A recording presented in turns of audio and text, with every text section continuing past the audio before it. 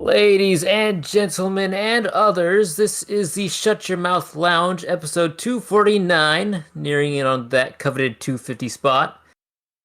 And I am Pink Sparkle Puff, this week joined by Atty the Hero. We are Yes, not joined by Alex, he is currently running away from Hurricane he Ian. is. He is God help currently. his soul. He is currently slapping a tornado. Hopefully not dry humping a seal yet, though. Hopefully not. I mean, we might not see him again after this, but, the memories, we'll leave them alone.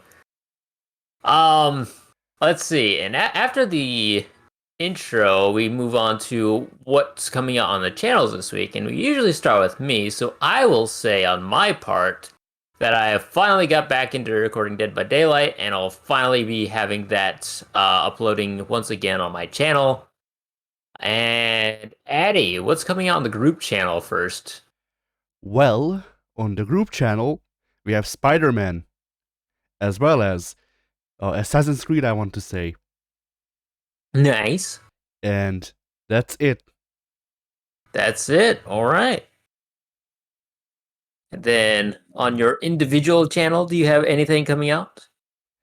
Not yet. I have a couple of things I'm working on, but they're like some of them are in the scripting phase. Others are waiting to be edited. Like I did the mistake of trying to work on 3 videos at once. Actually, technically 4 now. So Ooh.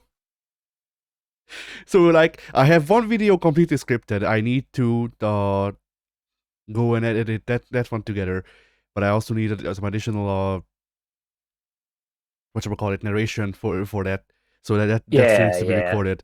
Then I have another one that's half scripted, actually, like more like 2/3 scripted. That's in a similar state. I have a review that I literally only just started writing the script for. Also, I'm low-key working on my YouTube poop. I'm saying low-key because no work has technically gone into actually editing it together. I just have some of the pieces. Ah. So, and all of that's just videos. On the side, I'm also working on a song because why the fuck not? I don't have enough to do, you know? Yeah, why not? So, yeah. Cool. And on Alex's side, I mean, there's a possibility that he uploads something, there's a possibility that he doesn't. The end. Yeah. I mean, considering that his internet is heavily tied into weather, and the weather being as it is around The there, weather is not good over there at the moment, no. yeah. I'm actually I've, gonna. Let me alt tab and Google up how Hurricane Ian is doing. So I actually don't know what his trajectory or path was, Florida. or where he's at the moment. Hurricane Ian. Give me the what am I looking for? I don't know what I'm looking for. Give me the geography. I'm not. Why can I not find it? Aha, live map. There we go. There we go.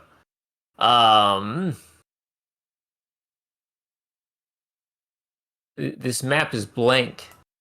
There is no trajectory. Why is it blank? Is Hurricane Ian dead now? It's all made That up. was fast. It was an inside job. Oh wait, no. Here we go. It's kind of hard to read this because they don't have it in cartoony effect, but it looks like the eye of the hurricane right now is in North Carolina, like smack dab between South Carolina and North Carolina, looks like. So yeah, definitely heading up into Alex's direction, and he's definitely going to be having a lot of rain, wind fall right now. Yeah, So yeah, considering his internet was not very stable even when there were no clouds on the sky. I'm gonna assume that's now not that good. he's got multiple clouds and other horrendous weather going on out there, safe to say that he's not going to have internet for at least a little while until Hurricane Ian dies out. Yeah, I don't remember if he said it in text or if it was in voice, but he was like, "Hey, the rain is like going sideways," which is pretty bad. I'm gonna Yeah, wager that's not how things are supposed to be. yeah. I mean, when rain is flying sideways, that's a pretty good indicator that things are going bad. Oh boy, Yeah. that's exciting. For as long as I lived in South Carolina, I never experienced any hurricanes. But like the exact year I moved out, that's when they got hit with a bunch, and now they're dealing with Hurricane Ian at the moment. And that's kind of funny to think about. You were holding them back. Yeah, I was their only hope, and then I left them, and now they're hopeless. Kind of sad if you think about it. Yeah. But yeah, enough about the hurricanes. Now we move on to what have we done this past week, if I'm not mistaken. Yes. Yeah. All right, and I guess I'll start it because I normally do. This week and the previous week, I didn't get a lot done because I had been dealing with the flooring of putting all that in, and it was kind of deceptive on how long it would take, and I kept getting sidetracked with other things that I need to do. So the flooring got put in a lot slower than anybody was anticipating because we kept having to do other things in order to actually get the flooring down. But it's like 99.9% complete now. We just have a couple door frames that need a plank of wood thrown in there, and then we're done. So that's Nice. a relief. Yeah. Yeah, glad to finally have that done like a month after it was supposed to get done. But yeah, we're completed now. And hopefully there are no more home projects because I'm sick of them. They need to stop. I'm done with this. If one more thing needs to be fixed, I'm just gonna take a sledgehammer to it, like Triple H.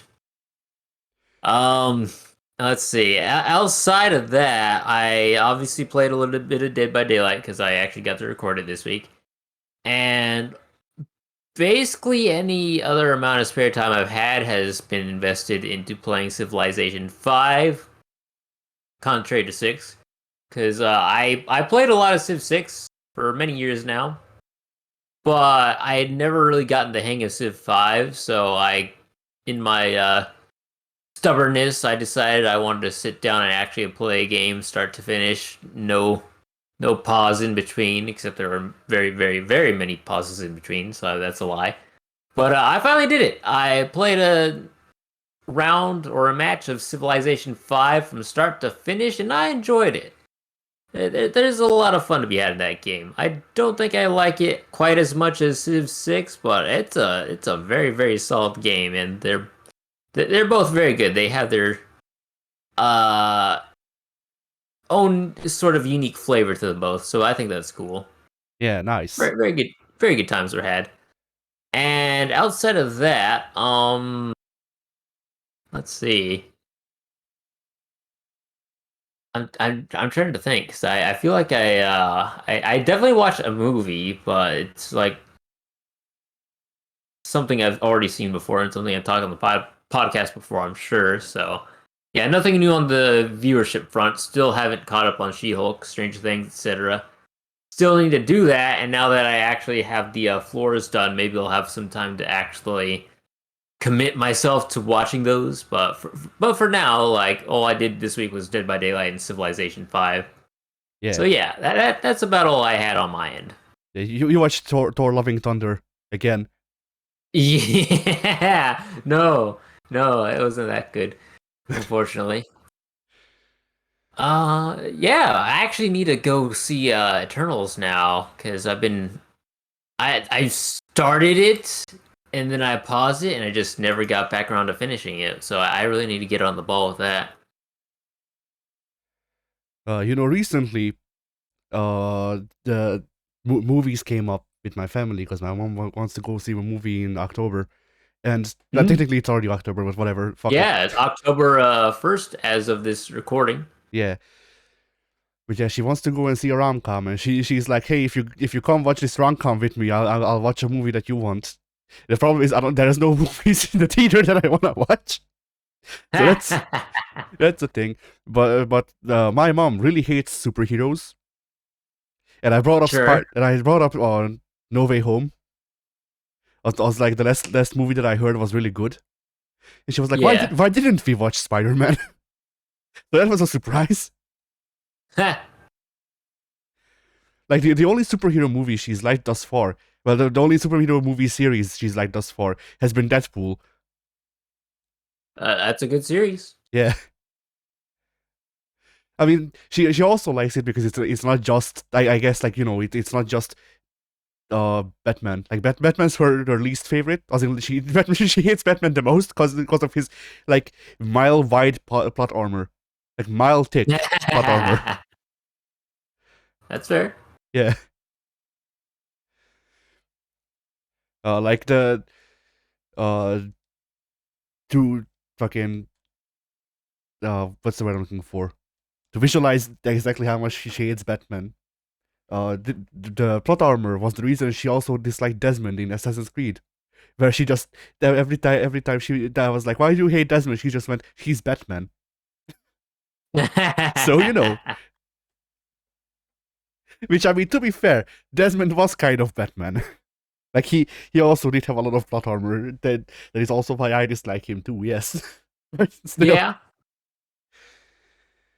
So yeah, and we're still fucking talking about your week, by the way. I just remembered. Oh, that's right. We are. Well, I think I can wrap up my week because, again, I don't really think I accomplished anything noteworthy. All right. Well, as for my week, uh, well, for art, because that's the fastest one. For art, I did what you saw. The Kermit. Yeah, the Kermit, Yeah. and that's the only like actual proper art I've done this week. All But right. then I also played a game called Chicory, A Colorful Tale, which is about art, including doing art, which is why I made the Kermit. So that's what the original is from. Yeah. It looks like a game, but I had never seen it before, so it's like I don't know what that is, but it's glorious. I think it's on Game Pass if you want to give it a go. Ah. But yeah, Chicory, A Colorful Tale is an indie game about art, burnout, and depression. Yeah, Like, that's art. yeah. Like it's a thing of like if you're a kid, if you're a child, I assume it would fly over your head. Like you'd get the basic gist of it, but you wouldn't get the very obvious fucking like metaphors that the game uses. And when you're like older than the age of maybe 10, maybe less, then you're just like, yeah. It's very obvious. Like the entire game is bears the whole thing of that it sugarcoats it in a way, or I don't know, it doesn't really sugarcoat it, but it tries to use metaphors, but it's really wearing its subject matter on its sleeve. Like it's very obviously about art and burnout and depression, and Yeah. they use like the dialogue is shit that you would expect going down between artists in uh some ways. The game is about a magic brush that allows people to give world to the black and white world. Give color to the black and white world. Yeah. I don't know what I said. Anyway, so yeah, and only one person at a time can use this brush, who is a chosen one, sort of, called a wielder. And I see. there's this whole thing of getting to be a wielder, and people can make art, but only the wielder can make colorful art. Only the wielder can use color. Is the Ah. premise. And so to make it so the color doesn't fade from the world, the wielder has to go around the world and repaint it sometimes. Ah. And Chicory, weirdly enough, Chicory is not the main character, nor is it the world. Chicory is the wielder that you take the mantle from. Okay. So Like your character, who is apparently the default name, which is what I use, but I didn't know that was the canon name. I guess the canon name for your character is Pizza. Pizza? Yeah, all of the characters are some like all of the characters and most of the things are some sort of food item. I like it. But yeah, like Pizza really likes Chicory's art, who is a current builder. They can make colored paintings that they call it drawings. It's paintings. It's a fucking brush. But you know, like you don't really draw with a brush. You paint with a brush. It's not. It's very similar. It's like 99% the same thing, but still, there's still things that pencils can do that brushes can't, and vice versa. Yep. So like it's a thing that doesn't matter, but you know, I enjoy being pedantic, I guess. Yeah. But Who anyway, doesn't? so yeah, so Chicory is the only one who can draw with color, but Chicory is also very fucking depressed, and you don't meet her until like I want to say an hour into the game because she's depressed. You become the builder before before you meet the current builder. Funnily enough, but yeah, and Pizza is just a janitor, but really likes Chicory's art, and wants to try and learn how to do art like Chicory, and that's the premise. And throughout the whole thing, it's just like it's a cycle. Like they show a cycle of artistry very well, I guess, in that Pizza spends the whole game going, I really like Chicory's art. I don't know how to do art, but I will try to make something like Chicory would. And then, you know, in world, Chicory's art inspires Pizza's art. Then in the middle of the game, you meet with a person and they're like, I really love your art. I want to draw like you. And that is just drawing. Yeah. Like that is very true. like you're a much more successful artist than I am because I've only been drawing for like 2 years. So like so my quality is a lot worse than yours because you have experience and shit like that. Right. But you know, it's a thing of like I don't have to experience some of these things to know that they happen. I know because I am on one end of the spectrum, you know. Yeah. Yeah. And like even as someone who's not an established or good artist, burnout is a thing. I haven't drawn Very much so. I haven't drawn in 2 months until I made that Kermit. Like but technically, like it's a thing of like I draw things that serve a purpose, but other than that, I don't really tend to want to draw a lot of things because I nary get inspired to actually like make things that are like funny or whatever. Like I like designing characters sometimes, but that's very few and far in between that I actually do that. So usually I just either iterate on the characters I've already made, or just redraw things that I've already drawn, and then try and see where I've improved. Yeah. And let me tell you, like drawing the same thing over and over again to try and improve is a very good way to get burnt out. Who knew that doing the same thing over and over again will make you tired of doing the same thing over and over again? Yeah. Yeah. But yeah, so like right now, I'm like when it comes to drawing and stuff like that, I'm just like I'll draw what I need to draw, and then past that, I'll just give it the rest. Cause like I like drawing stuff. It's an enjoyable thing. If I didn't enjoy it, then I would just drop it completely. Mm-hmm. But also sometimes you need to take a break to internalize stuff, and it feels like that's a good idea right now. Especially since I'm also like technically switching mediums, cause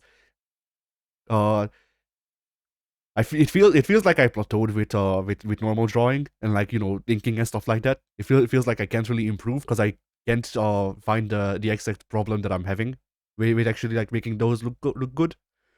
So I'm trying to learn how to, and like one of the first things like really like the only art hack that there is you need to know the problem before you can fix it. So if you don't know where the problem is, the problem is bigger than you thought. Sure. Like there's not no real art hacks. There's no real easy way to know how to art. The Yeah, easiest that is true. the easiest way to know how to art is to look at you fucking up and then go, hey, I figured out why I fucked up. Yeah.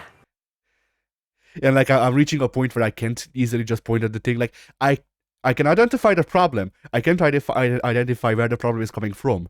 Is the problem? Because like I know that the things that I don't like is that my line work seems uh either too static or too varied, depending on the drawing and stuff like that. Like it's a thing of like there's too much consistency or too much inconsistency to the point where it looks fucking like too very amateurish. Also, fucking whatchamacallit. Bloody hell. Proportions. Proportions are something that I need to work on, but still. Yeah, disproportionate. Yeah. But aside from those, or even with those, like the proportions, I can fix that. Like I know how to fix that. Like I can work on that one. The line work one, I can't because I don't actually know what makes it like. I know I know what makes the line work varied or not, but I don't know what makes me not utilize the parts that make it varied or not. You know. Yeah. So yeah. So because of that, I've been trying to learn how to paint stuff, and I mean that's easier in a sense in that I know the rudiments of how to paint backgrounds, which I've brought up like 2 weeks ago. And as you've seen, like I have an idea how to do backgrounds, and Yeah. the Kermit being the first character art that I've painted, is fine. It's not good, but it's fine. you know. Like I don't think it's great. I feel like there has to be a better way for me to show like very defined details than just draw the line art layer with the paintbrush. But maybe that is the way to do it. I don't fucking know. I don't know how to paint. There's also the other problem of like I have a separate hairbrush. I have no fucking clue how you use that thing. Nor do I know how you like paint hair with a normal brush, which is a problem because most things you'll notice have hair. Kermit was an That easy is true. Kermit was an easy thing to paint because he doesn't.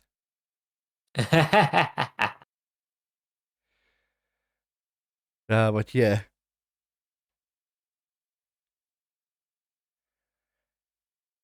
Going back to Chicory, it's a Zelda-like game, but instead of doing hack and slash stuff and all that, you're solving puzzles and painting stuff. Like it's a very it's the Zelda equivalent of a walking simulator, really. Oh. Like the game has bosses, and those are pretty much the only times when you can get hit.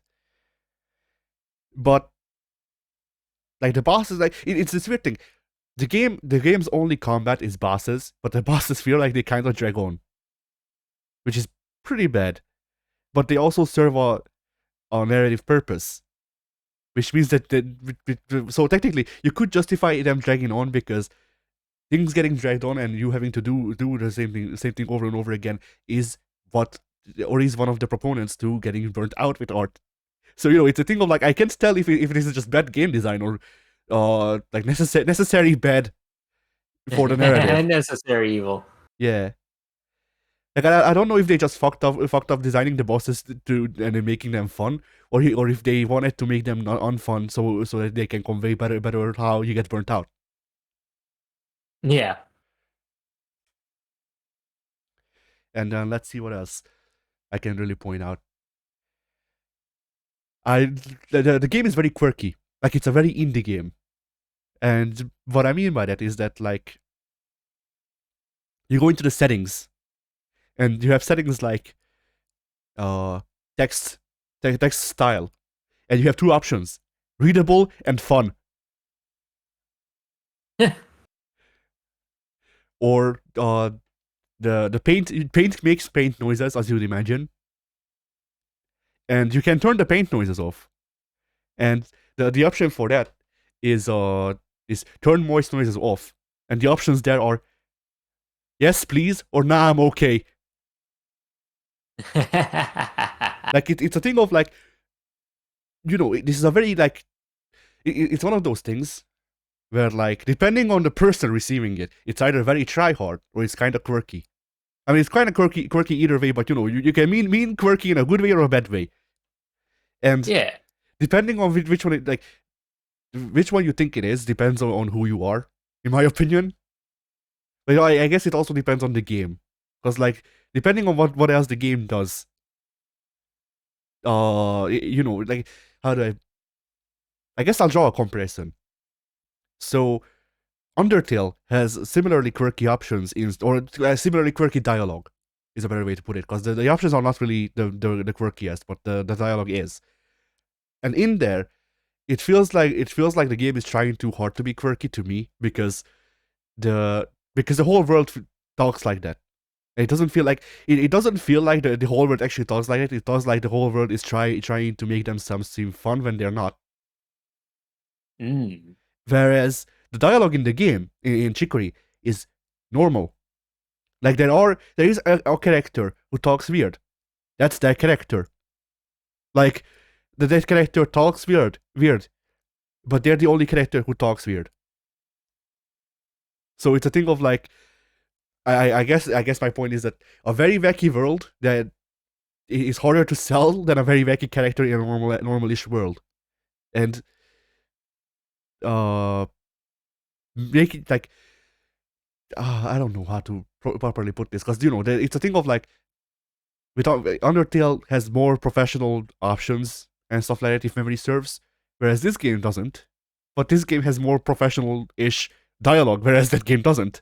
So Yeah. whatever. So yeah, that's one of the games I've played. I liked it. It did things. It did some interesting things. It wasn't the most like, you know, it wasn't the most poetic of games, but it's trying to convey it's trying to convey a feeling, and I think it conveys it all right. Yeah. Then I also played Spiritfarer.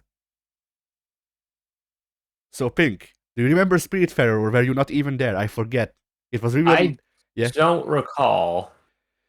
It was during like the Game Awards. I think Spiritfarer was revealed, and Oh, I wasn't there for the Game Awards. okay. So yeah, Spiritfarer was revealed like last year, I guess. If your memory serves, it's a 2021 game, even though it doesn't feel like it feels like it was just announced. So whatever. But yeah, Spiritfarer is a management game about managing the needs of dead people until they can pass on. Your character is Stella, who takes the role over from Sharon, who is approximately 10 times her size. But whatever. Yeah. Also, I will never call Sharon Karen or Caron like he's supposed to. He's Sharon. Sharon. But yeah, Stella is accompanied by Daffodil, her cat, and you can play co-op in this game. And one of the players plays as cat, so that's the thing. Oh. But yeah, I'm gonna check if this game is on Xbox. If it is, I'm gonna recommend that you play the game, and I will try to not spoil stuff. If it's not, then I'll just give out a spoiler warning, because I don't know I don't know how. I guess you could buy it on PC. Now that I think about it, so never mind. I'll probably not spoil it then. It's on fucking Nintendo Switch. You can get it on anything, Pink. I can get it anywhere. Yeah.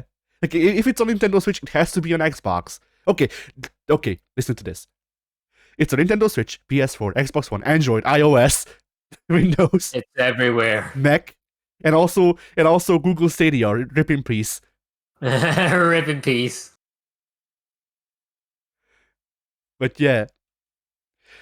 So yeah, I'm gonna recommend, if some of the things that I will say, I was trying to not spoil the game. If some of those sounds interesting, consider trying to get it. I think it's on Game Pass. Actually, let me check that too. I remember them adding it on launched.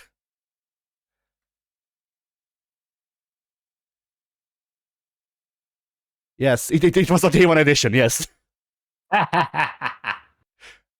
So yes, technically you could go after this podcast and play this game, if memory serves. Awesome. So Spiritfarer is a game about Stella and helping Stella. Well, I guess helping Stella, guiding Stella through caring for the dead people that she's that she has to ferry to the other side. But I don't really know because Stella kind of works in limbo. Like she's taking the souls that are lingering and pushing them towards the gate.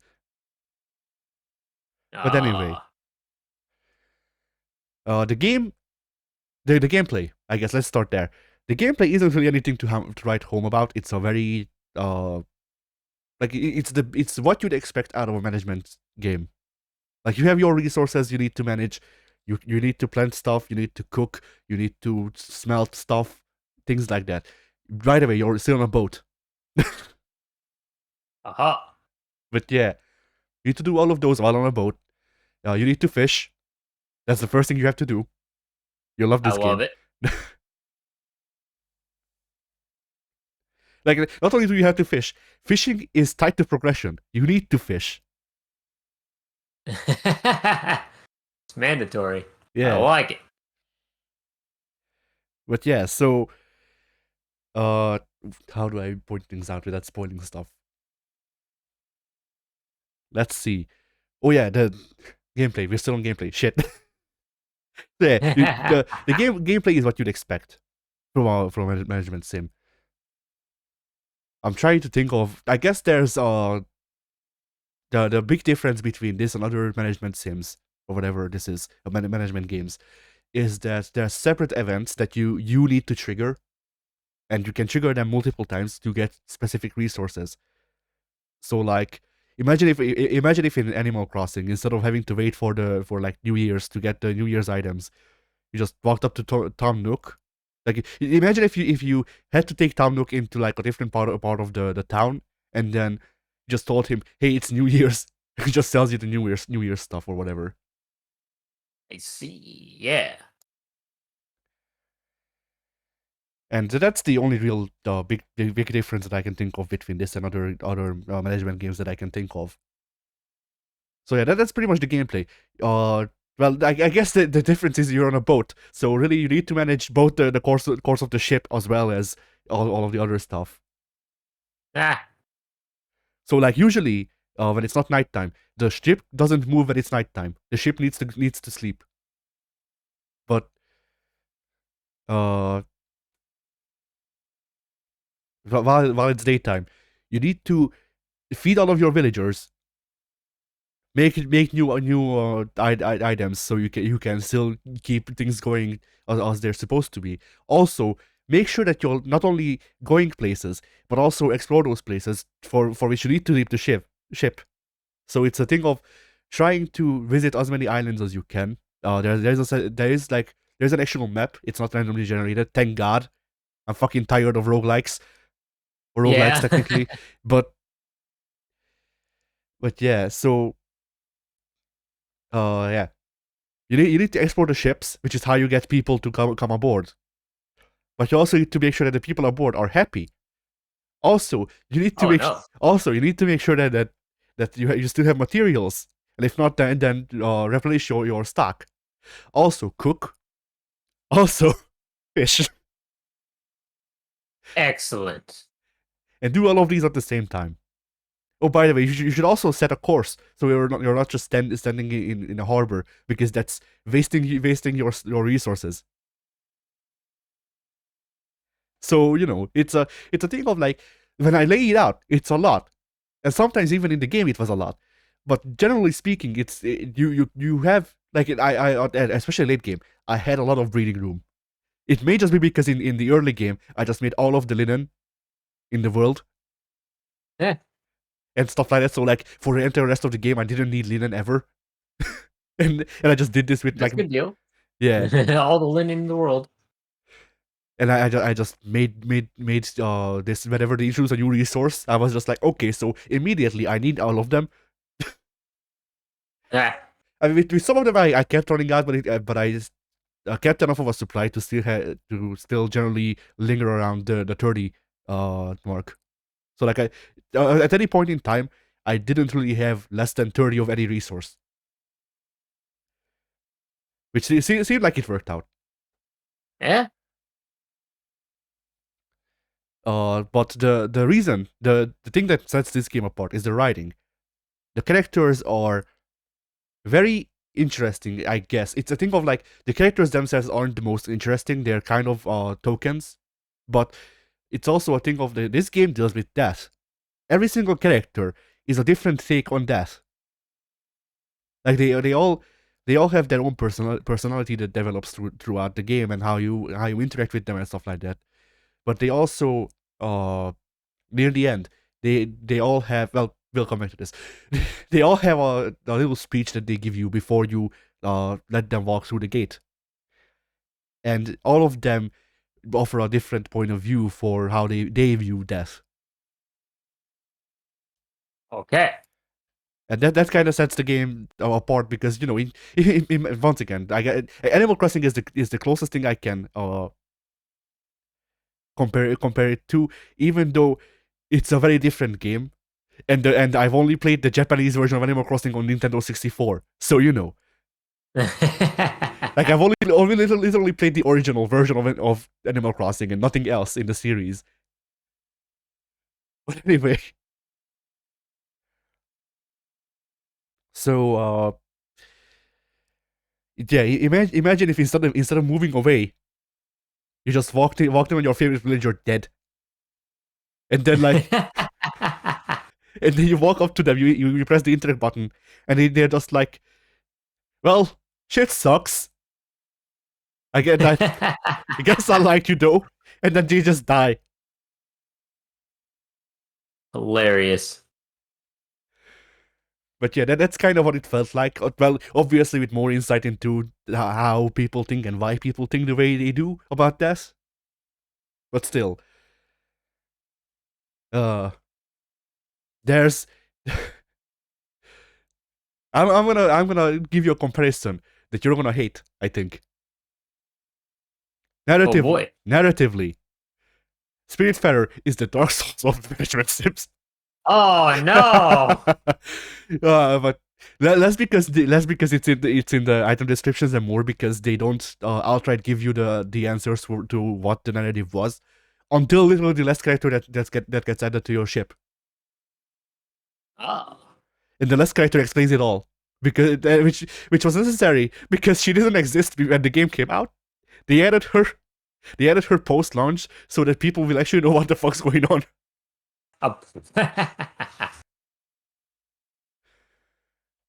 Like some people figured out the overall narrative without her as well, but she was a good addition because she makes sure that you get what's going on. As I've said in text, the twist of the game is very fucking obvious to the point where I don't know if it was a twist. Like while playing yeah, go ahead. Oh, you cut out for me for a second there. Where did I cut out? It was like only a couple seconds there, so I heard most of what you said. Okay.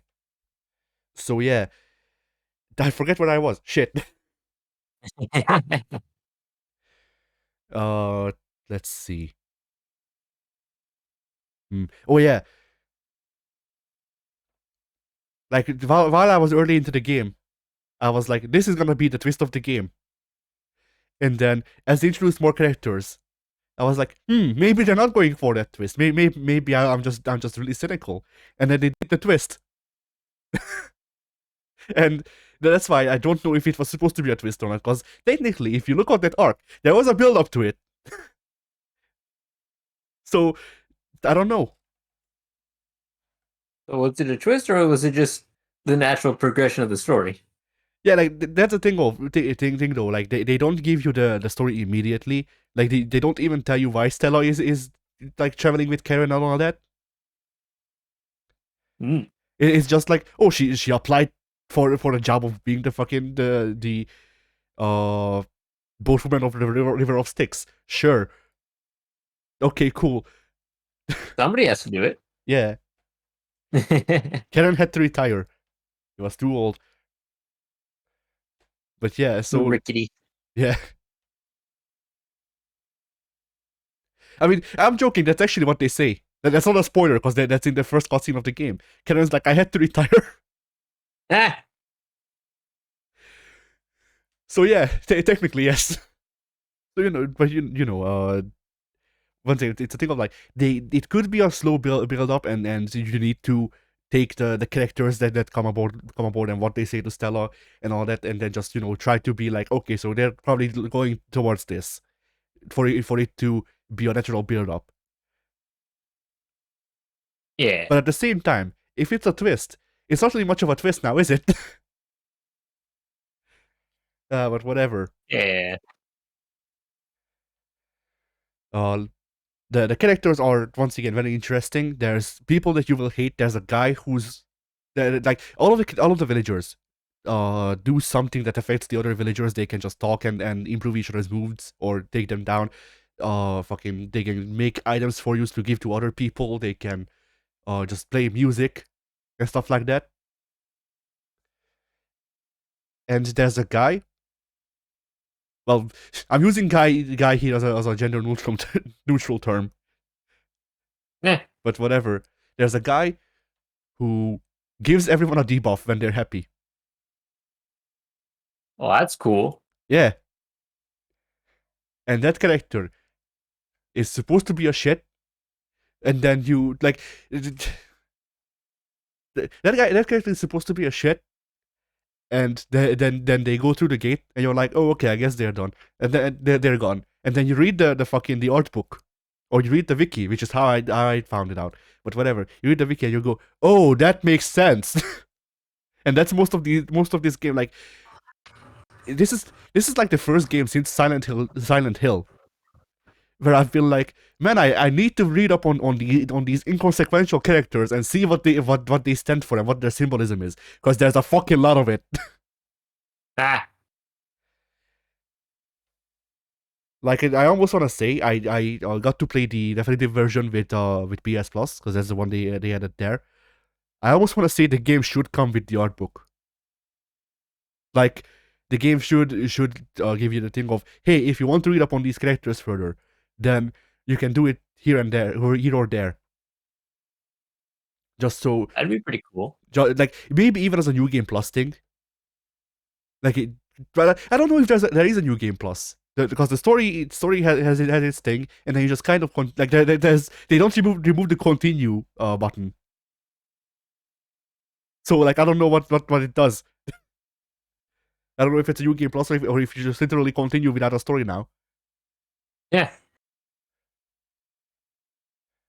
But it would be neat on like a new game plus or something if they added so you can open up the character's like profile, and then they have all of the additional information that they had in the art book or something like that. Yeah. That'd be cool. And then let's see what else can I really say about the story. I'm gonna try to like okay. I don't know where to go exactly. I had two favorite characters. I will not tell you who they are because that would require actually like giving away spoilers, I think. No, actually I can tell you without spoilers. Now I think about it. One of them is a big frog who is very happy. He eats a lot and he makes everyone happy. Aside from when he, like he's a handyman. Okay. And everyone hates it when he's actually fixing stuff because it's loud. And I don't get them. Like his things are that he like makes planks for you when he's happy, and he also goes around and fixes up people's houses so they don't fucking fall apart. Everyone hates it when he's fixing houses, so that's weird. Yeah. But I really liked him because of how he interacts with Stella. I also really liked a character like a bird character. who is supposed to be a snobbish, but it's very like the character is weird. Like I didn't really like them when they joined the boat, but they grew on me the more I interacted with them because they actually like the guy is a very big critic. I guess is the best way I can put it. Like he's an art critic, and Ah. so when put into certain situations, he will act like a critic. Well, like he's not a critic actually. He's a curator, right? He makes a big thing out of this. Like there's actually a thing that he hates. People just call him like a critic or whatever. I forget. I can't give you stories for this because I don't remember them. Hey, but yeah. Anyway, so what I'm saying is there's a lot of characters to like in this. Like even the ones I didn't like. Well, technically, I guess there's one that I really didn't like to the point where I didn't do their missions to get them on the boat.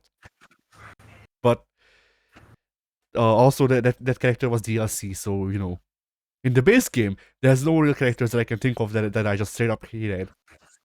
All of them served all of them served at least a narrative purpose, and if not, then were likable enough. There's a lot of sad moments in the game. They portray a lot of illnesses.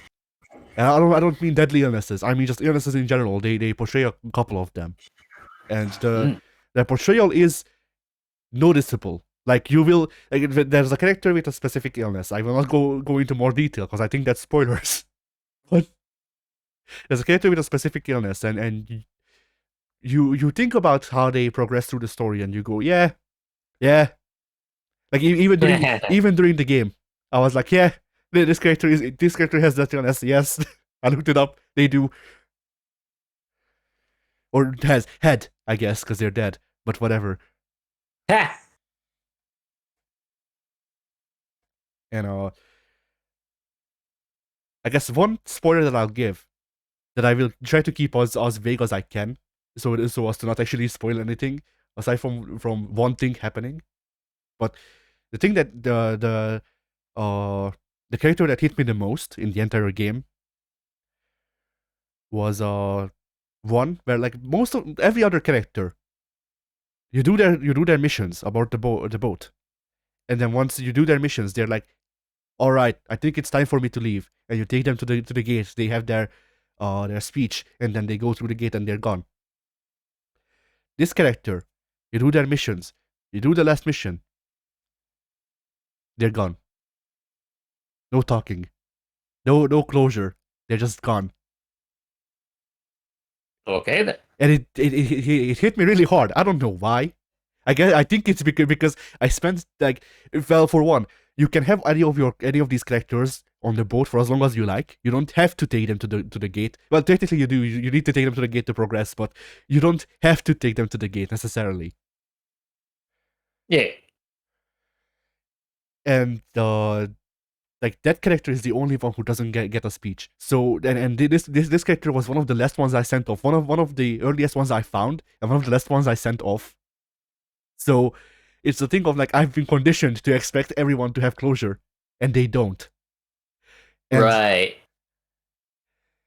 And it's just a very like it's a thing of like I was sad.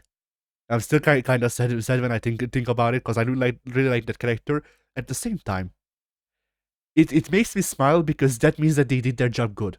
That character was written well because the loss of the character was devastating to me, the player. Right. And fuck, dude, like there's not a lot of video games with writing that can actually do stuff like that. Yeah, true. I mean, it also like for me, I might also be somewhat biased because some of the things that the game hits are close to home. Let's leave it at that. Uh-huh. Like I think for me to elaborate would be actually spoilers for the game. So I can't tell you.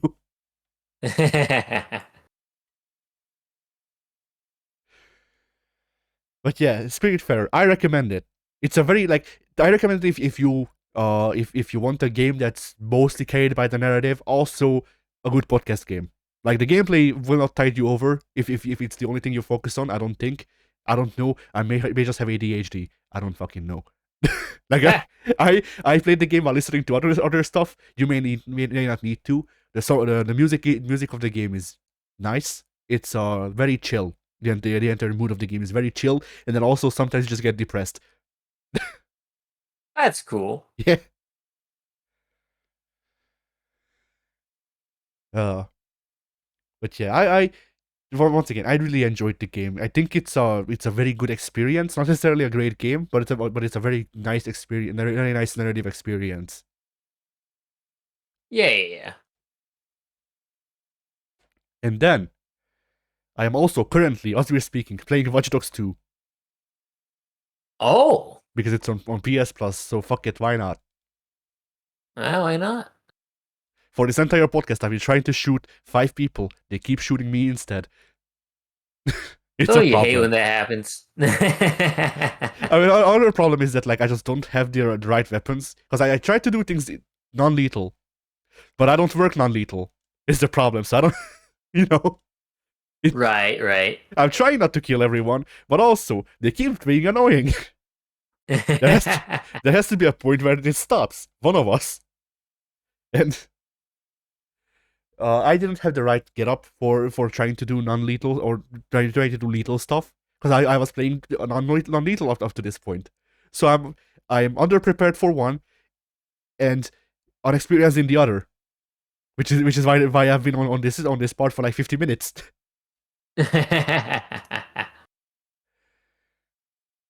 It also doesn't hurt that there's like 3 guys who can call reinforcements, and all of them do every time. So like instead of fighting 5 guys, I'm actually fighting like 20. Nice. Yeah. Uh, let's see what can I really point out about Watch Dogs 2. The world is fine. It has a lot of the Ubisoft rot that is their world design, Mm-hmm. but it's fine. The bigger problem for me is that is the guy. You know the guy. The guy that they fired from Ubisoft for being a sex creep, who made everything be non-linear. Yeah, him. Yeah. Yeah, that guy. Yeah, that guy sucks all around. His ideas were shit and he is shit. Like the Ubisoft making non-linear games has been a fucking plague. They don't know how to do them right, and they don't know how to they barely know how to do them wrong. Mm-hmm. There is no drive for me to do any of the missions. There is no drive for me to do any of the missions because there is no actual story to them aside from what self-contained stuff they have. Additionally, there is no drive additionally, none of the missions, even the main story ones, feel like actually part of a big story because they don't have an overarching thing aside from take down the guy with the top knot or whatever, man bun. Yeah. Like it's a problem with Legion as well, from what I remember. But it's a thing of like you need an overarching narrative that you sometimes come back to and stuff like that for people to actually give a fuck about doing missions. And once people stop caring about the main story, which I never cared about Watch Dogs 2's main story, then people will slowly stop having a reason to play the game. Like Yeah. if not completely, then at least more. They won't play the game for more than 15 minutes, like a session, which that's where games like Just Cause go. Because who gives a shit about Just Cause's story, Pink? I don't. In fact, in fact, what is Just Cause's story, Pink? I couldn't tell you even if I wanted to. And how much Just Cause have you played in the last half a year? I don't think we've played just cause in the last half year, so I've not played any. I think that makes my point. Like, whenever I go on a tangent like this, they're just like, well, you should get into movies if you want narrative, and like it's not that I only want narrative. I want there to be a balance between the two, where both the gameplay and the narrative are satisfying alone, but also serve each Yeah. other. Yeah. So like, if there's no reason for me to do gameplay thing, I will not do gameplay thing. And if there is no gameplay thing, but there's a reason in the story, I will go, why not? Mm-hmm. Like, for example, why the fuck is there no why the fuck is there no real parkour in this game? Only the like small amount of vaulting and backflips that what's his face does. I forgot his name. That's how much I've been paying attention to the story of this game. I don't remember. Marcus. Marcus, that's his name. Marcus. Yeah, like Marcus does backflips of nothing for no reason, and that they call it parkour. Which, no, technically that would be free running, because if memory serves, free running is the flashy part of parkour, where they just do flashy stuff for no reason, and parkour is the part where you try to traverse through harderish environments fast. So Yeah. which, funnily enough, if memory serves, in Unity they called parkour free running, so they knew the word, they knew the usage, but they didn't That utilize is it. true. They didn't utilize it whenever there was an actual reason to. That is true. Also, this game suffers from a similar thing to, well, most Ubisoft games since pretty much. But I feel like Watch Dogs 2 was patient zero. Because after this, we got Odyssey and Valhalla and Legion, and I don't go not Ghost Recon because that one was cancelled. But and not Splinter Cell, because that one was cancelled as well. Yeah. But like there's about, like, I zoomed out the map so I can see most of the world, because you can't fit the entire map of the world into one screen for some reason. But I zoomed it out. There's approximately 25 icons on my screen. That's nice. They do 5 things. Well, that's yeah. And I think that's the most telling part, is that, like, I have icons for separate activities that I only need to go to one to trigger all of the activities of that sort. Also, you only have like 5 of those missions in the entire game. So it's like, okay, I can do a drone race. I want to say 8 drone races. Okay, I did all of the drone races. All of those drone race icons, useless. There's a fucking 10 motorbike races. All right, went to one of them, did all the motorbike races. There is now no use for the motorbike icons. There is one boat race. Well, actually, no, there's more than one boat race. I forgot because it was one icon, but I made the mental note. But yeah, there's like 6 boat races. All of them suck dick. Like, the boat controls are very bad in this game, because they try to be realistic. I believe it. And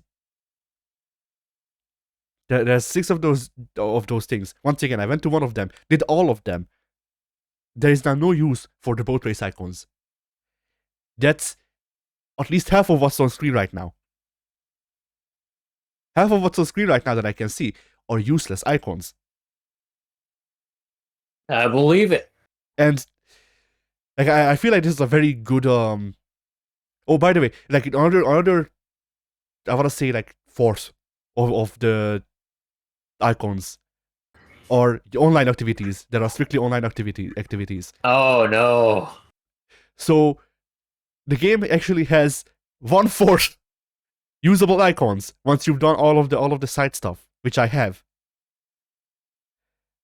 Like, technically there's side missions, and there's technically there's side missions which are the same things as the main missions, so I don't know why they made the distinction. But also, there's stuff like Driver San Francisco, which I've done all of already. And also, Also, that also has its own icons, but they go away once you do them. Wow.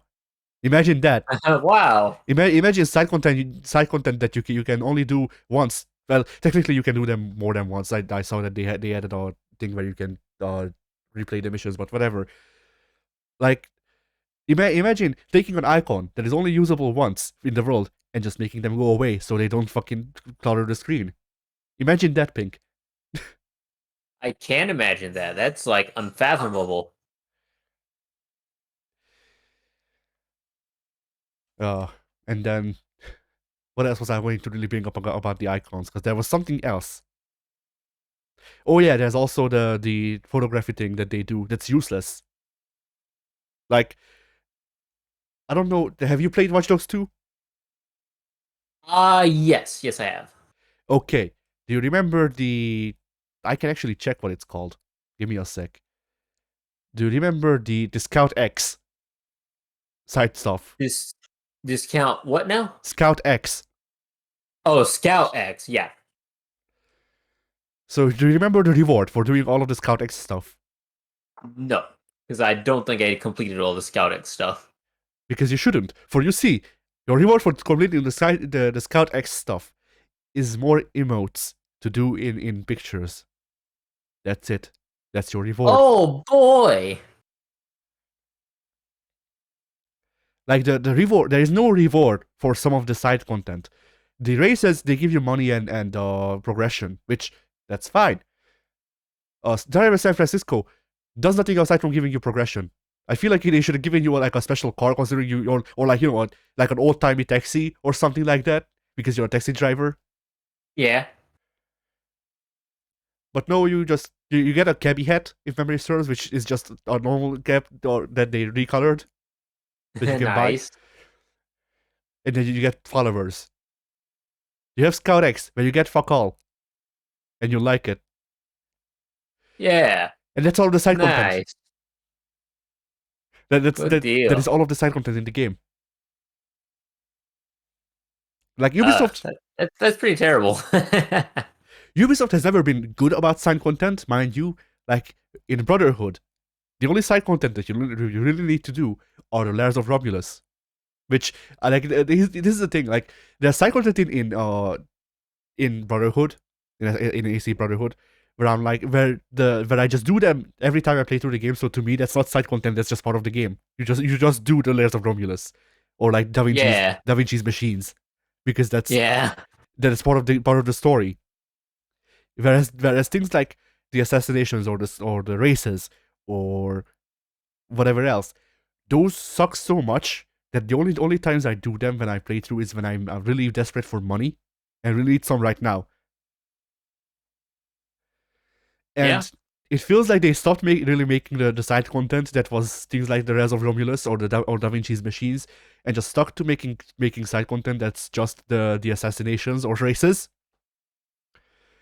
And then now take a step further after Watch Dogs 2, and now they're making it so the main missions are also assassinations and races.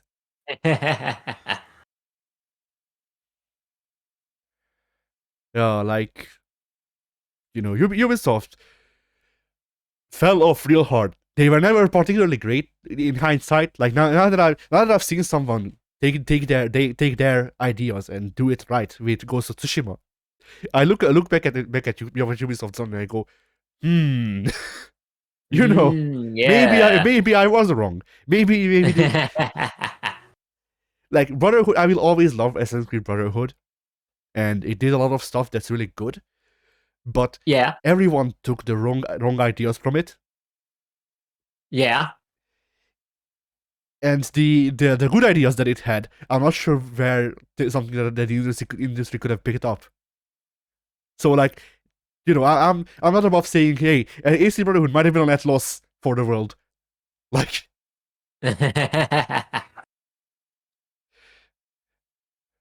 maybe the Borgia Towers were a bad idea. Yes. Probably just a little bit. Which, funnily enough, like people still meme about the Borgia Towers. Ubisoft doesn't do them anymore, or at They least don't. not less that I checked. Like Borgia towers don't exist in Valhalla, Pink. You have synchronization points. They give you fast travel. That's it. Oh. You don't need to do the syncs anymore to get the side content or whatever is in the area. You get you get the map revealed somewhat, but you can just do that by walking if memory serves. And I think that's true, yeah. Or at least from what I played in Odyssey. but yeah, so you have that, and you get a fast travel point. That's it. So like Borgia Wow. Towers functionally don't exist anymore, at least the Ubisoft games. But people still meme on them because it sucked, and it did suck. Yeah? But like Ubisoft has many fucking problems. Not least of all, the all of the charges against people still working at Ubisoft. Like I don't know if you've heard this, Pink, because it's I don't know if you would have come across it.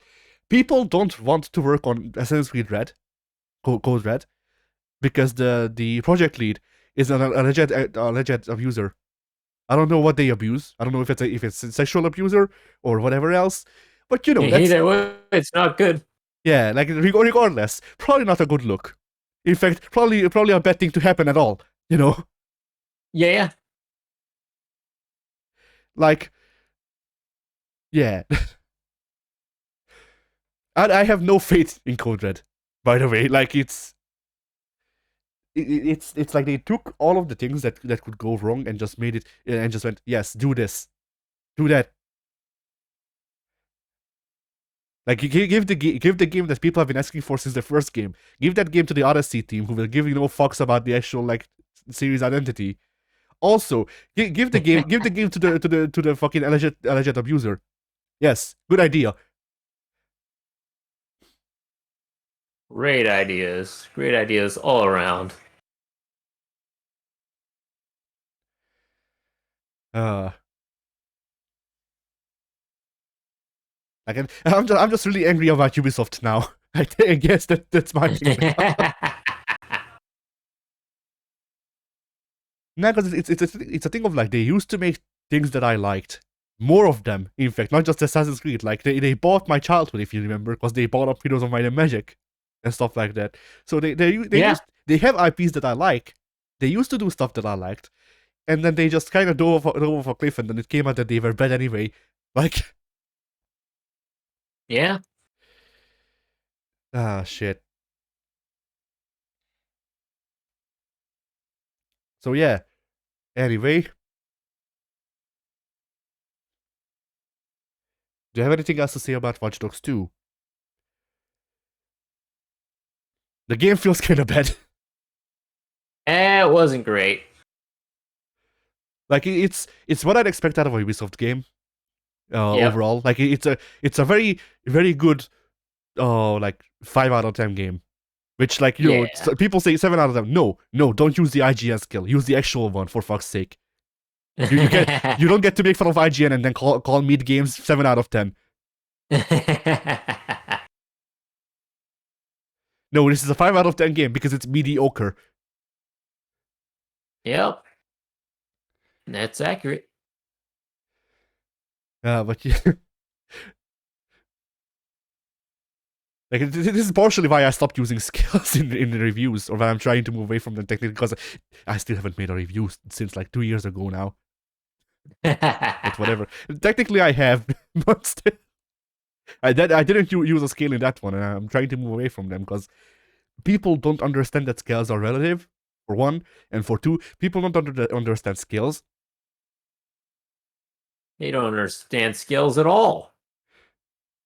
Like, once again, people meme about the IGN thing, and I do that too because I think it's funny how people take it. I can understand what they're trying to say with the skills, IGN, but at the same time, I also disagree with them, but still, whatever. But people still mean that God Hand got a worse score than Imagine Party Babies. And by the way, Imagine Party Babies is a Ubisoft game. in case you needed to know why this guy's here. But yeah, like Imagine Party Babies got like a 7 or an 8 out of 10, and God Hand got like a 3. And like Yeah. and like some of the arguments raised in the IGN review are dumb. Like I will defend the review itself, but it's it's a thing of like, well, God Hand, even if what they said were warranted, like God Hand could just be a 3 out of 10 for an action game, because God Hand is a fucking 3D stylish hero action game if memory serves. So Yeah. it could just be better or bad stylish hero action game. It's not, but it could be off of that rating. Imagine Party Babies is good shovelware. Like, I don't know if I agree with that either.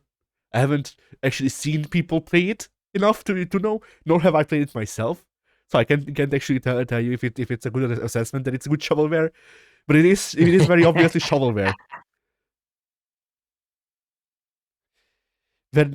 So yeah, like that's the thing. Like a 7 out of 10 or an 8 out of 10 open world game will, in my opinion, and probably in the people who actually like use skills and stuff like that, a 7 or 8 out of 10 open world game would probably rank under a 7 out of 10 action adventure game that's more linear and focused, because that's more linear and focused.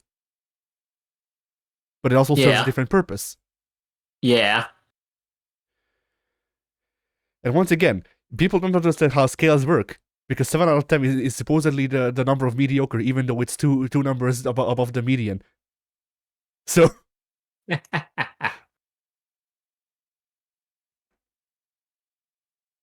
which it immediately implies that it's not mediocre, or not the middle part, which like to me, like I don't know what the good term would be for something that's very all right.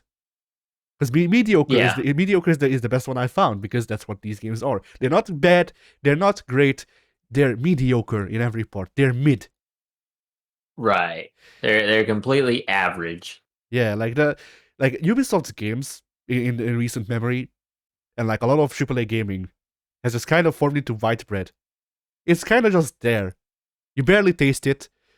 You don't really like derive joy from them. You just need it for sustenance. Yeah. Like, you don't really enjoy playing Ubisoft's games or most AAA games nowadays. You just kind of buy them and play them because you need to do something with your time. Yeah. Like, I played through Assassin's Creed Valhalla so I could listen to videos. I am not even joking. The reason I played through Assassin's Creed Valhalla for a second time is because I wanted to listen to videos that were like 7 hours long, and I needed something to keep my attention in the laws of the videos. And Valhalla served that Fair. purpose. Yeah. Like, Ubisoft makes podcast games.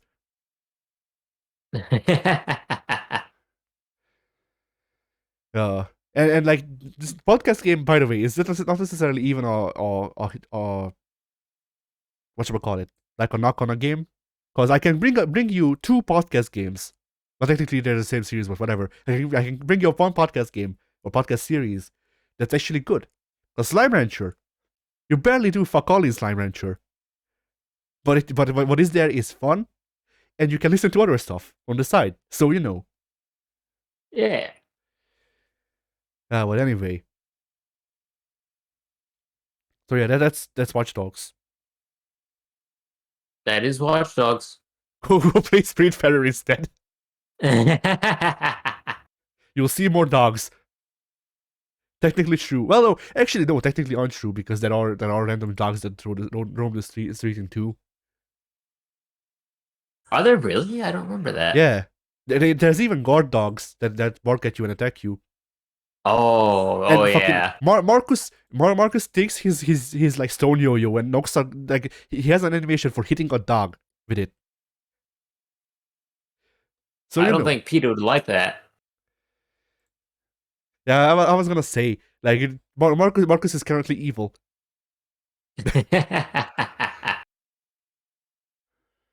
But yeah.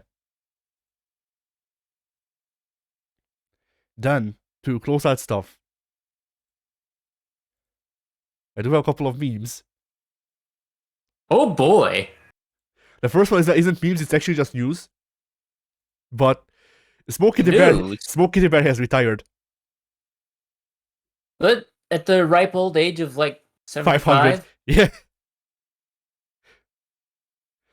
Yeah, Smokey the Bear has been retired as the mascot for whatever Fire Smart. Yeah, there we go.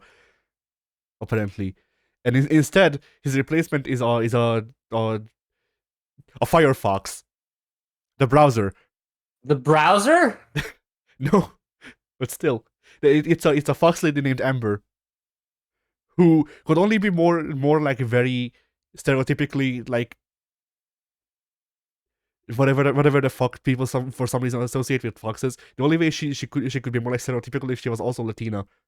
Like Yeah.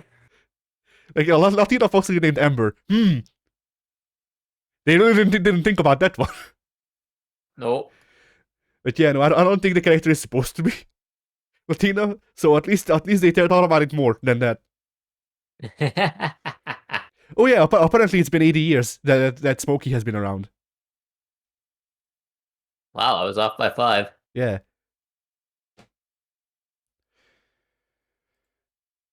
Then I think I have found a way for us to get into Warhammer, so we can fucking like technically not. I was gonna say so we can play games with W, but no, this is 40k, not fantasy. But still, I found a way for us to get into Warhammer. I'll put How's it, that? I'll put it into pictures if I can. Give me a sec. It's taking its time.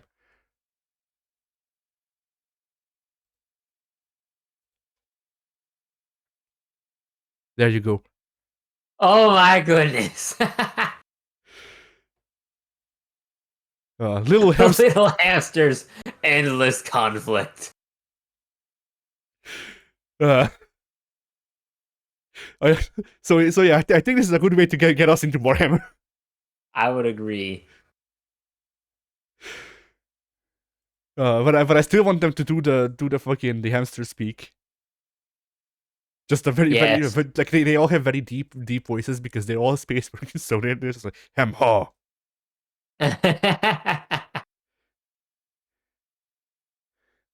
But yeah.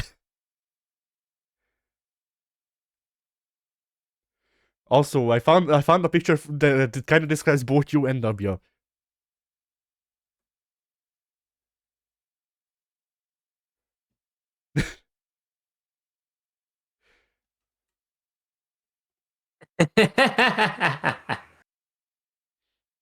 The only problem here is that you don't really use training mode except that one time that when we went into training mode with Ginyu. Yeah. I mean, other than that, yeah, I've never touched a training mode in my life. Uh, that's why you need to learn how to do combo. Then you'll have a reason to go into the training mode. I'm not even joking. That's the only reason I do it.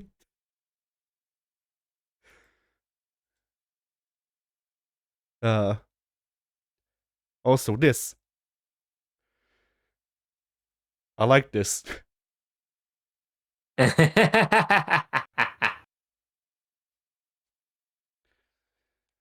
That's awesome. Yeah. Oh yeah, this one I can't post there, and in fact I will have to delete. Oh no.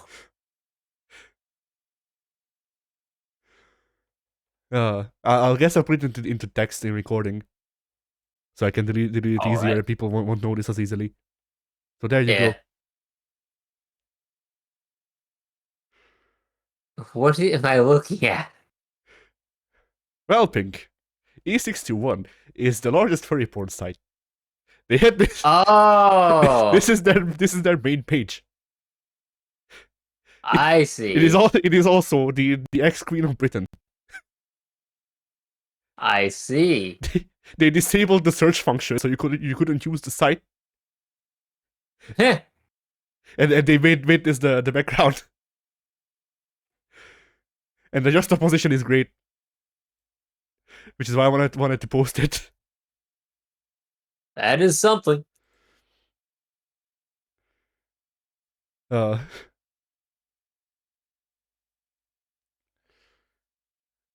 I mean, the best part of that picture is that she's judging you. She can't judge you anymore. She's dead. You can't know that. What if you try to search her, she comes out of your TV or whatever, your monitor? Oh no. That'd be horrifying. She's ascended. She's no longer bound by this by this whatchamacallit. Mortal plane. Yeah. They need to do a UK ring, but it's the Queen.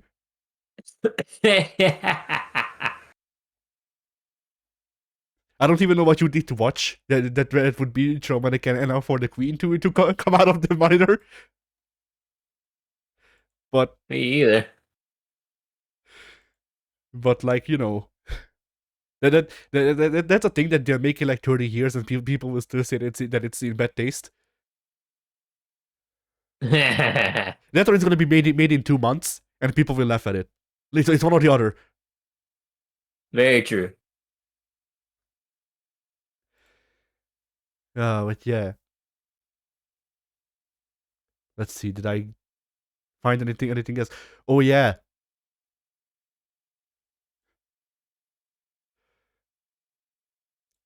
Speaking of the movies, I was going to bring this up, but I forgot. I don't know where to put this. Time is a flat circle. So yeah. Why is that so accurate, though? I don't know.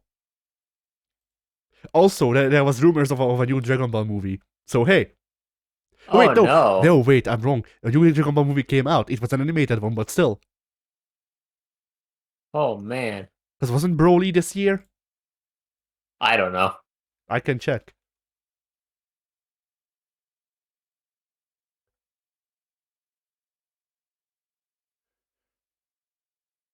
There may have been two.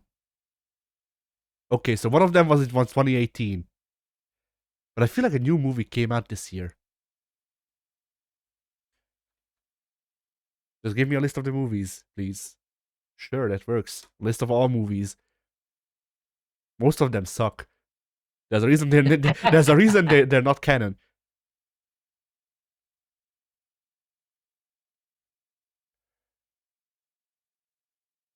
Oh, okay. So let's not cut them up into actual series that they follow.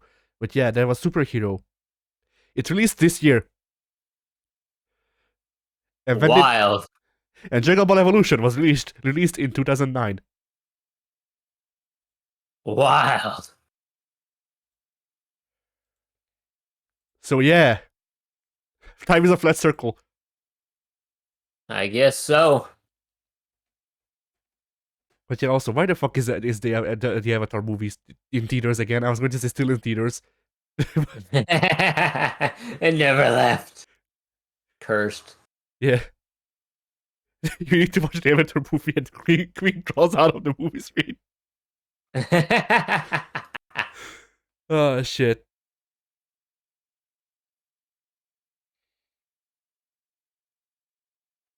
So yeah. I don't get why Avatar is still around. It made too much money on the first time it was in the theaters. It shouldn't make more money. I'm in agreement there. I mean, wasn't the only thing that was good about that movie the 3D effects, and that's it? Yeah. Allegedly. I've never seen it myself. I've seen parts of it. Like they show it on TV. They did this big deal. Oh, we're showing Avatar, and I watched the first 30 minutes, and I went, this movie is kind of boring. And they just did whatever else. Probably went back and played fucking PlayStation 2. Yeah.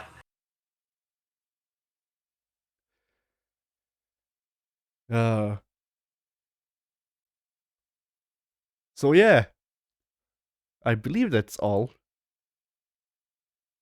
Can't we call that a podcast? Yes. All right. We're So, calling it a podcast. goodbye. Bye.